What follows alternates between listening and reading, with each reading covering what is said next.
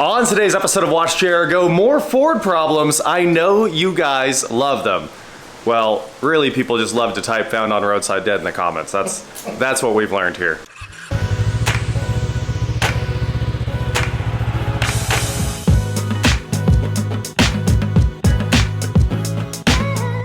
What is going on, guys? I am WatchJRGo, and today we are back with Eric's 2015 Ford F-150, the KR.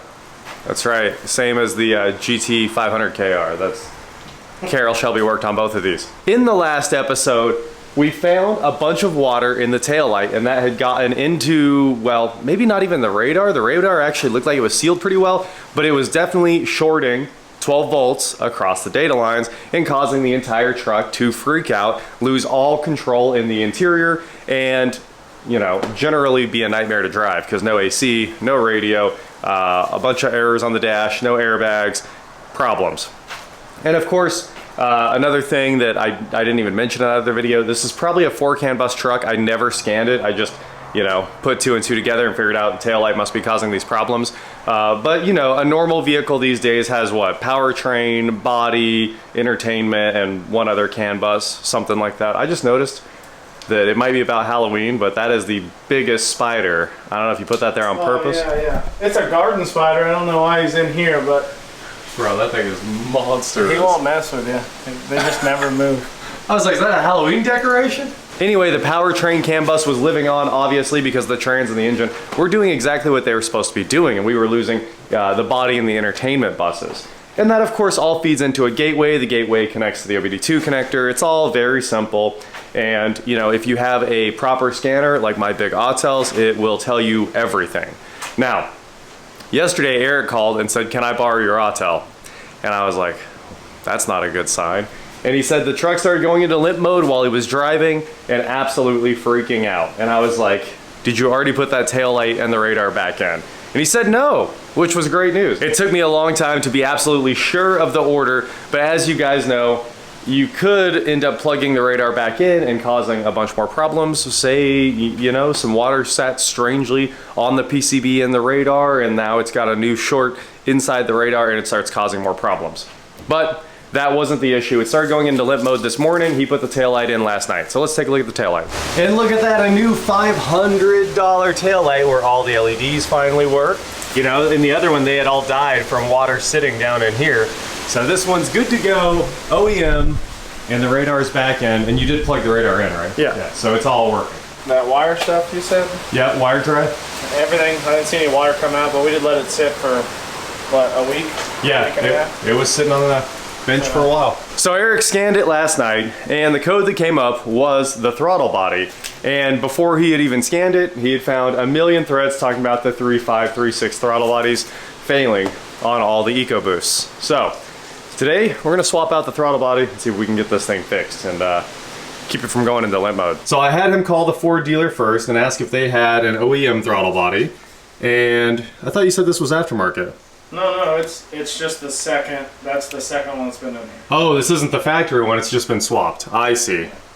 Crazy. This thing has 80,000 miles on it, and it's on its second one already, and now it's going on its third. It does have the Fomoco branding on there, and you know, it didn't throw any problems right up until it died. Apparently, I think the actual issue isn't the motor or the throttle body. That does always come back to life. It's actually the throttle position sensor.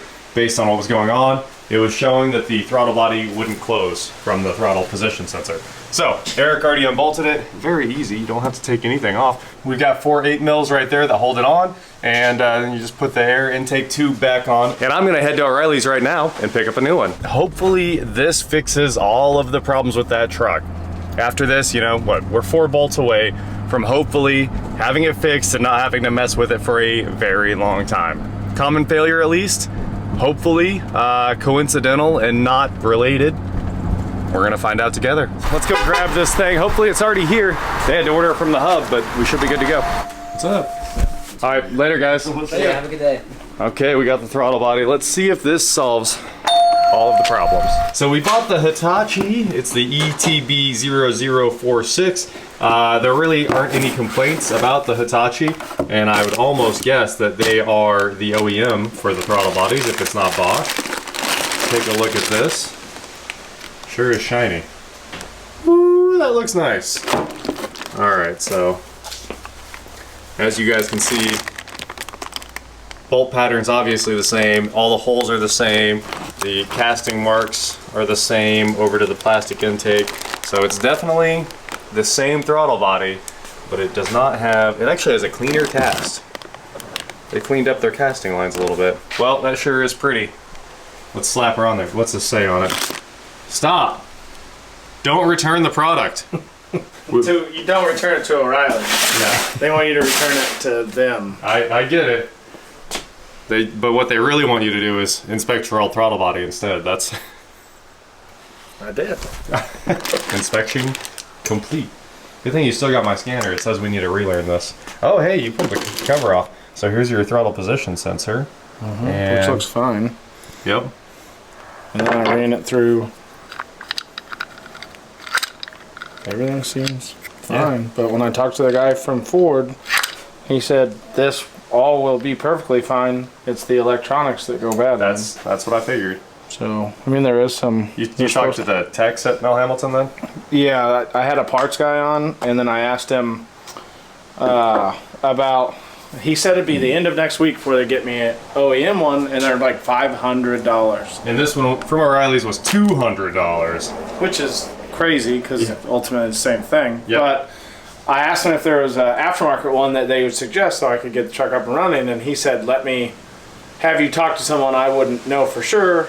And then I mentioned the Hitachi one, and he said if it was him and he couldn't get it, he'd go to O'Reilly's and get one. And if that didn't work, then order one, obviously. But I mean, he told me that it was the electronics, and you have no way of telling because everything on this truck's drive-by-wire. Right. And then he said they have them, they fail at 5,000 miles, at 10,000 miles. I watched the video last night, it failed. The guy's truck was 20,000 mile. Same, you know, obviously old video, like 2015, 16. 20,000 miles it failed. Yep. So, and you got that's got to be one good looking throttle body at 20,000 miles. Brand new. Yeah. And my other thought, I told Eric that he probably wasn't getting a factory one anyway because of the whole union thing and the shutdown. I've heard that dealers are sending jobs away as fast as they can because they can't get parts. This one's probably as good or better because Hitachi, obviously, excellent brand, made in Taiwan. Where else would you want your electronics made? Taiwan is the king of electronics. They're the best at it. Throw that in there. You need some wire cutters? I don't even know how to use your auto. I don't. Well, I didn't touch it ever because I never wanted to break it. Well, hey, at least you're not the guy that dropped the lift on top of it. I'm sorry for calling you, but I don't know how this works. Is this the ASMR part right here? It didn't make a satisfying pop. Oh. That's a nice stool you got there. Mountain Dew. Vintage. It sure is an easy job. At least you can do it on the side of the road if your Ford breaks. Yeah, they make it sound like... When you watch the YouTube videos, like the very few that really are people fixing them, they make it sound a lot harder than it really is. People that have never worked on cars. Yeah, a lot of them you see they have all these pipes and they're trying like you don't want to mess with those. Yeah. 4 bolts, 1 hose clamp, none.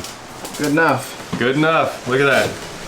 He's already got the throttle body back on the hose, ready to put the bolts on. Why don't you just go down to the shop, get my 8mm ratchet wrenches, and do this the easy way? Because it's too far. Yeah, I get it. I'll do this job with needle nose pliers before I walk 100 foot to get the right tool. Adds up. Those steps kill you over time. That's taking minutes off your life right there. Yeah, the shop's full again. Oh, that Denali's in there? The OBS is in there. The Denali's in there. The Model A's in there. Oh, man. The Model A, B, C, D, F, G's in there. That's right, and the T, actually. Eric is using an 8mm socket. I just think it'd be easier with a ratchet wrench, but it'll work either way. All right, Eric just plugged in the throttle body. Let's turn this thing on. See how upset the truck is today. What? What'd you do? I'm not gonna start it at all. It is still mad. Hill start unavailable. Yeah, okay. It cleared almost every air. We got a flashing check engine light on startup here, but let's scan this thing and see what's going on here. So, fault scan start. All right, here's the list of codes this thing had. I'd say these have been stacking up over a good amount of time here, but the ones that mattered here were pedal. This says throttle pedal position sensor. I took the throttle body out. Yeah. And then Forgot what the code was. Oh. Turned it to on, so it threw a fit about having that sensor unplugged would be my guess. Ah. Because the only one that it had was... Okay, the original code was P2112. Yeah, and then the other two codes popped up. I didn't start it, obviously. I just turned it to on. Yeah. And the other two codes popped up immediately because the sensor and the throttle body were completely out of the truck. Gotcha. All right, so these two popped up while it was unplugged. He had already reset the codes. And then we have a whole bunch of things that it's upset about here. Whole bunch of invalid data. Let's clear this and see what comes back. Look at that. When the turn signal was out, we had all of that stuff unhooked. Those are all set. A whole lot of CAN errors. Running boards being mad that they were definitely having to be completely reset every single time. There's the radars. All right, erase it all. The best thing about this scanner is it keeps a record of all of this. So if I ever want to go back and look at something, I can just open the report and go grab what codes happened when every single time it scans. Oh, you only cleared the powertrain. Oh, you never even got into the VIN specific, so you were only looking at EOBD. I looked at just generics. It gave me one code last night that said pending P2112, and then it said permanent P2112. Yeah. And so then I just read all the threads, and I was like, it's a common failure on these trucks. Sure. So you just gotta, apparently you just keep the throttle body in the back seat. Keep it spare. Started very well. It runs, it just, so I'd get down to the cul-de-sac and it would go into limp mode. You gotta pull over, hope it restarts, and it cranks a whole bunch of times. Oh, you know what else I wanted to do? Let's go do a throttle body relearn. Because I almost guessed that whine is... it trying to figure out what it's doing. Yep. It does work. All right, guys, we're gonna kill the truck here and then turn it back to on and go to the hot functions here. They say you can actually reset this by just unhooking the battery and then touching the cables together to drain the battery down, but I'm definitely not gonna mess with that. We're just gonna clear the learned value for the PCM there. Couple of seconds. I love how it's all blurry. Test is now complete. Cool. Let's turn off the ignition. It's now off. Okay. Turn it back on, I guess.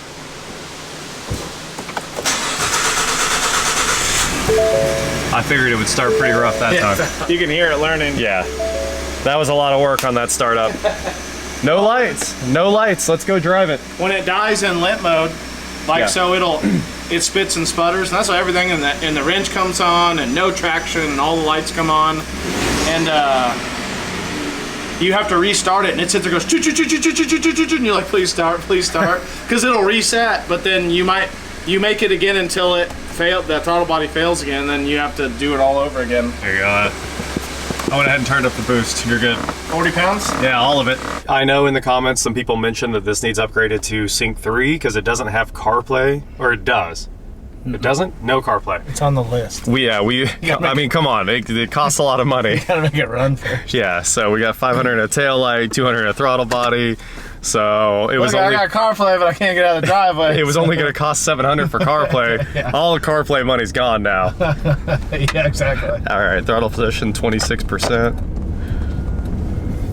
I'm gonna go look for the throttle position sensor here, the real one. Seems like it drives fine. Well, yeah, it would drive fine before, but then it would, like when it does it, it feels like it makes it like a terrible shift, and then it just falls on its face. Gotcha. And then all the dash will start lighting up like a Christmas tree.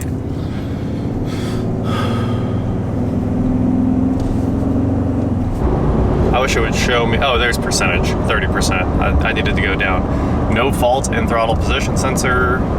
So everything looks pretty good. Throttle position closed doesn't mean that's all the way closed. From what I understand, it means that they can't close completely. It's up to 6 degrees off of what the truck should be, and that the truck knows that there's a fault, and it'll send you in limp mode. It'll send that little wrench on your dash and everything. Gotcha. Yesterday we got here and it went boom, and I rode up to this thing, and then I made a U-turn, made it to the other side of the cul-de-sac, and it, I think 15 miles yesterday, and it died 8 times in 15 miles. Wow. Yeah, I was like, I can't drive this thing anymore. All right, full pull. That's not wide open. No, I'm gonna let it heat up a little bit. All right, let's see what she does. Here's throttle position 60. Oh, I love how it manages it so hard through the gears. It has not given you full throttle yet. I mean, I was on the floor, so. You had like 75% position. Yeah. I guess this thing probably never needs to open it all the way. I mean, with boost cramming all that air in there. Yeah. It's not like the old days where our throttle body's just 100% open. Straight blade. Cool. No fault. Well, I think we got her fixed. Oh, yeah, well, it always started.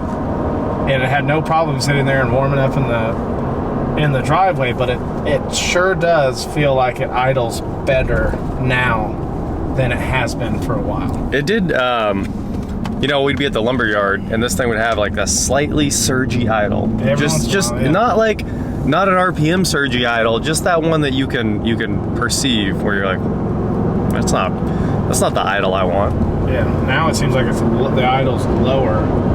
Oh. Like it was sitting right at like 1,000, maybe 600. Yep. And it was just pegged there when we were in the garage, and it felt, you could barely feel it running, which is obviously the goal. That's the goal.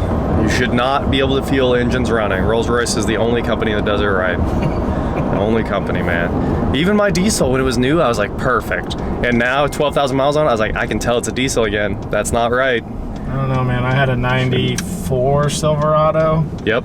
And you could never feel it run. Ah. It ran so well, you could never feel it. That's how they should be. No cylinders carried, not even the slightest miss. Should not tell the engines are running. All right, guys, there you go. A quick, fun fix to finish, hopefully be done with working on this truck. That's the plan. Otherwise, I know Eric's getting a TRX. Anyway, that is it for today, guys. Thank you so much for watching. Don't forget to head on over to shop WatchJRGo.com for cool shirts, not like this. And please like, share, subscribe, do whatever you want to do. And I will talk to you next time. That is a cool cooler. Only the coolest.